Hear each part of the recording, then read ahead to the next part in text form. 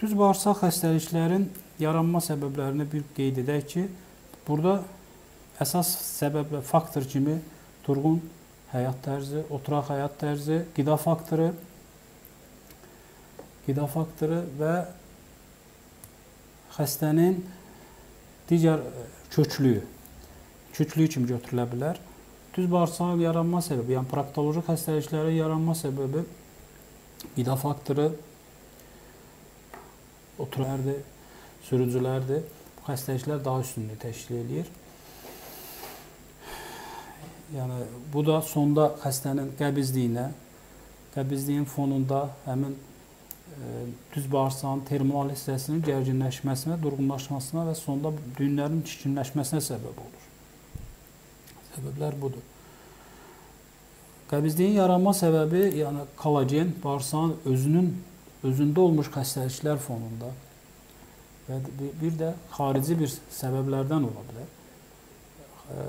Özündə olan xəstəliklər fonu nədir? Bağırsağın mənfəzində hər hansı bir mexaniki faktor, yəni hansı bir törəmənin olması fonunda və yaxud da bağırsağın hərəkətliliyin məhdudlaşması, hərəkətin tənbəlləşməsi deyirik biz buna.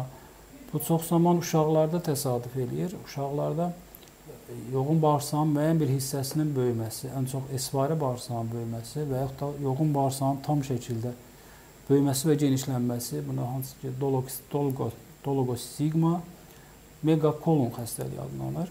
Bu da uşaqlarda və yaxud da yaşlılarda xəstələrin qəbizliyinə səbəb olur.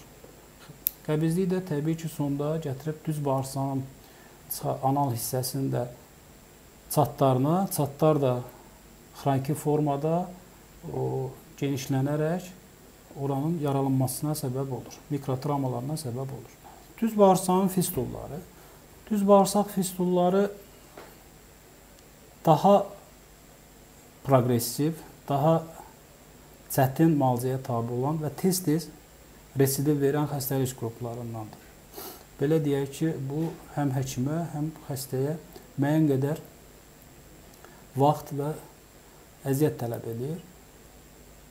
Düz bağırsaq fistulların ən texniki cəhətdən götürək ki, çətin üsulu daha çox sfinkter kanalını keçərək, dələrək gedmiş fistullardır. Yəni, bu fistullar sfinkter kanalını zədələdiyi üçün, keçdiyi üçün biz məcburan o fistulu götürməliyik. Lakin o fistul götürülən zaman əgər cərrah-proktolog müəyyən bir texniki səhvə yol verərsə, orada sfinkter aparatını zədələyə bilər və xəstənin şikəstliyinə səbəb ola bilər. Bütün bunları nəzərə alaraq alimlər yeni metodlar işlənmiş, hazırlanmış və bu ağırlaşmaların qarşısını almışdır.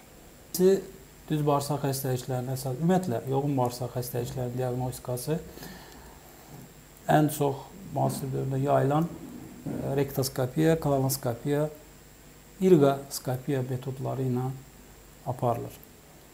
İrqoskopiya metodu vasitəsilə, yəni yoğun bağırsaq kontrast maddənin vurularaq yoğun bağırsağın rengenoloji olaraq şəklinin çəkilməsidir. Bu zaman yoğun bağırsağın genişlənmə, uzanma və əlavə ilgəliyinin olması haqqında məlumat əldə etmək olar.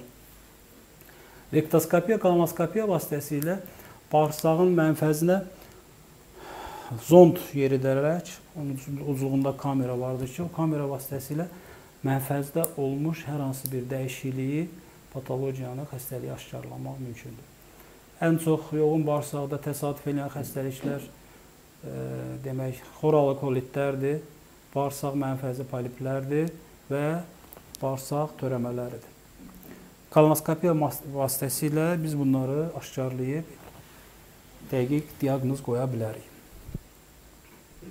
Sonra rektoskopiya adından göründüyü kimi ancaq rektosigmoskopiya, yəni düz və esvari bağırsağa baxış deməkdir.